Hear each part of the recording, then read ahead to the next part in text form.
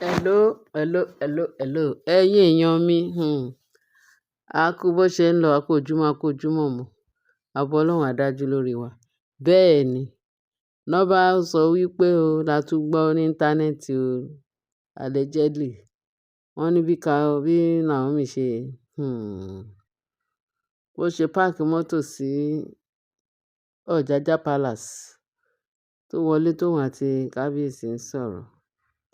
Wọ́n ní àṣé Ọlọ́run ló ní kí security kan ní security lóríṣiríṣi.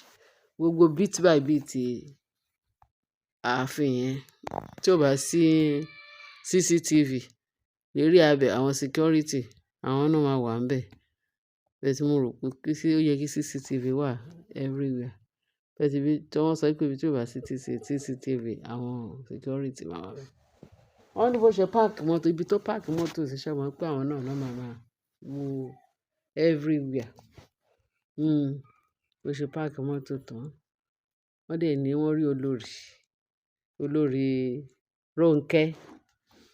Ìyá yẹn, bí mo ṣe like mo máa like ìyá yẹn gan. Àṣà adìẹ funfun kò mọ rẹ̀ lágbà. Kí ni ìtumọ̀ yẹn? Kí ló ń wá lára kábíyèsí? Kábíyèsí ọmọ inú ẹ̀ kí ló ń wá? Wọ́n ní ṣe ni bó ṣe lọ yọ́ kẹ́lẹ́kẹ́lẹ́ tó yọ́ kẹ̀lẹ̀kẹ̀lẹ̀. Wọ́n ní lọ́sàn-án gan-an, òun ní security ṣe rí red-handed, ó ka red-handed. Wọ́n ló dọ̀ yọ́ kẹ́lẹ́kẹ́lẹ́ bó ṣe dé ẹ̀gbẹ́ mọ́tò ibi tí Naomi páàkì mọ́tò sí. Bó ṣe rọra bẹ̀rẹ̀ mọ́lẹ̀ ni làwọn security bá gbé ọrùn sókè pé, kí ni ìyá yìí ń wá lábẹ́ mọ́tò Naomi? Wọ́n ní ṣe ló bẹ̀rẹ̀ ìgèdè incantation yẹn, ló bẹ̀rẹ̀ ìgèdè tó ń pè ìgèdè. Ló pa kíní kan ìgèdè. Àwọn security wá wò. Wọ́n ló wá pa ìgèdè yẹn tán. Bó tún ṣe yọ́ kẹ́lẹ́kẹ́lẹ́ tó sá padà sí iṣẹ́ báyìí. Báwọn security yẹn sáré lọ pé kábíyèsí. Pé báyìí làwọn rí nǹkan tí olórí Rónkẹ́ ṣe. Ní kábíyèsí wa ní, wọ́n ní kábíyèsí ò tiẹ̀ fi kan pé méjì. Bó ṣe sáré lọ pé nìyẹn. Pé, Rónkẹ́, come here. Gbọ́ kí ló lọ ṣe lábẹ́ mọ́tò torí wọ́n ti rí nǹkan kan tí ó ṣe lábẹ́ mọ́tò. Wọ́n ní ó ṣẹ́. Wọ́n bá lọ wo abẹ́ mọ́tò. Wọ́n ló ti fi jùjú kan sí abẹ́ mọ́tò. Ó ti fògùn sábẹ́ mọ́tò. Ìtumọ̀ abẹ́ mọ́tò yẹn tó fi jùjú sí. Bóyá tí Naomi bá ti ń lọ kí ọ̀tá ẹ̀ kó lá accident. Bóyá nǹkan tó fi ṣe nìyẹn, Ọlọ́run ló yé. Torí a mọ nǹkan tó bẹ̀rẹ̀ mọ́lẹ̀ sábẹ́ mọ́tò ní mọ́tò. Wọ́n dẹ̀ rí kiní yẹn ní abẹ́ mọ́tò. Wọ́n ní kì í ṣe ìgèdè nìkan ló pa. Ó kàn fi nǹkan yẹn sí abẹ́ mọ́tò bó ṣe dé bẹ́ẹ̀ ni. Wọ́n bá rí kiní yẹn lábẹ́ mọ́tò. Wọ́n ní kábíyèsí ti pákúrú bí pé kó lù. Wọ́n ní Naomi wá sọ pé, ó ní kábíyèsí ẹ fi ilẹ̀. Ó ní kò sí nǹkan tí kiní yẹn lè ṣe fún òun. Ó ní kò sí nǹkan tán lè ṣe fún òun. Ó ní kí ni? Ó ní wọ́n mú kiní yẹn jáde bó ṣe wà ní olórí. Naomi wá ní olórí Rónkẹ́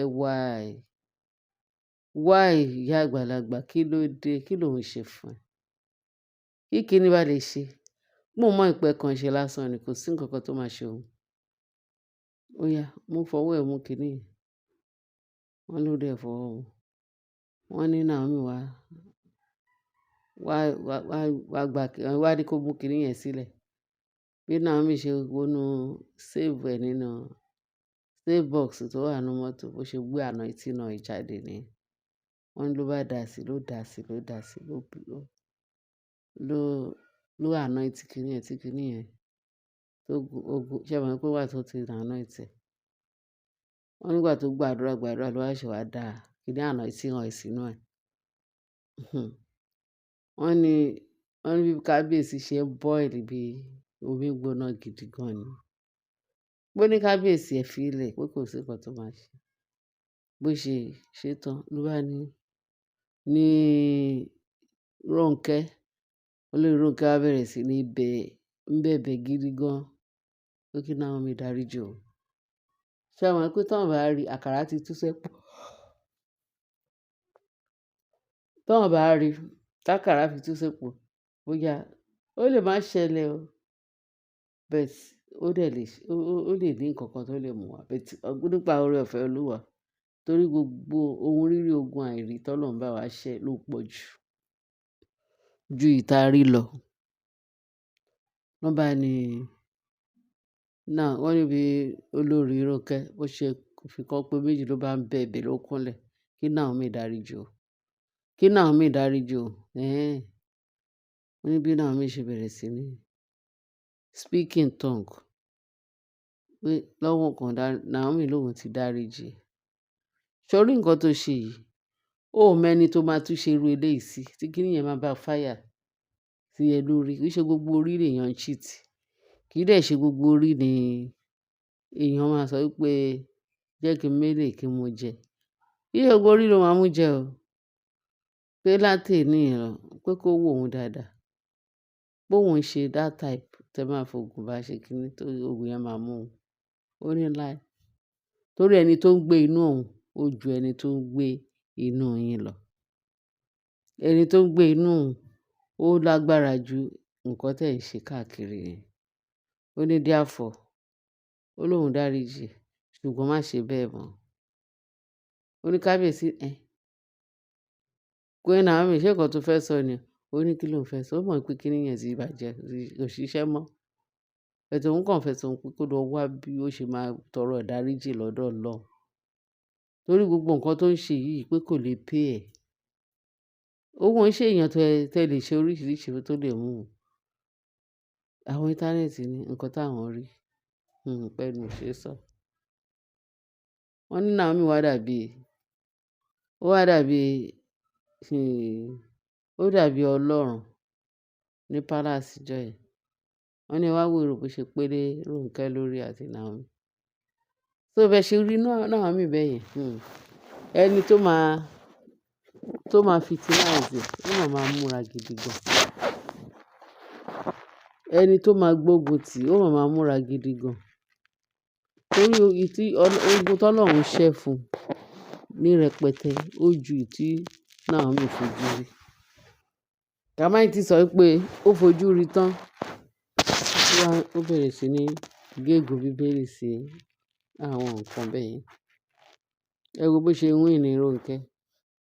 Ẹ wo bó ti ṣe pẹ̀tù sí Rónkẹ́ nínú. Ṣé tí Rónkẹ́ bá gbọ́n torí ẹ̀ bá pé tó bá fẹ́ parun, bóyá ti repent gẹ́gẹ́ bí nǹkan tí a gbọ́ pé tí Naomi sọ. Pé kì í ṣe orí gbogbo èèyàn lè ṣe tó máa yàn jẹ. Ó lè lọ ṣe fẹ́ lòmíì kó dẹ̀ di nǹkan míì wọ̀n ẹ̀ lọ. Kì í ṣe gbogbo èèyàn ló lè dáríjì. Therefore, kó má try irú ẹ̀ fún òun mọ́. Wọ́n ní kábíyèsí bínú. Wọ́n ní kábíyèsí ẹ ní sùúrù. Wọ́n ò mọ ẹni tán kò ní. Wọ́n ò mọ ẹni tán bá fà ni. Kó tó wá mọ ẹni tán bá fà. Pé gbogbo eléyìí. And of course, ẹni tọ́lọ́run bá ti dá kò ṣe farawé.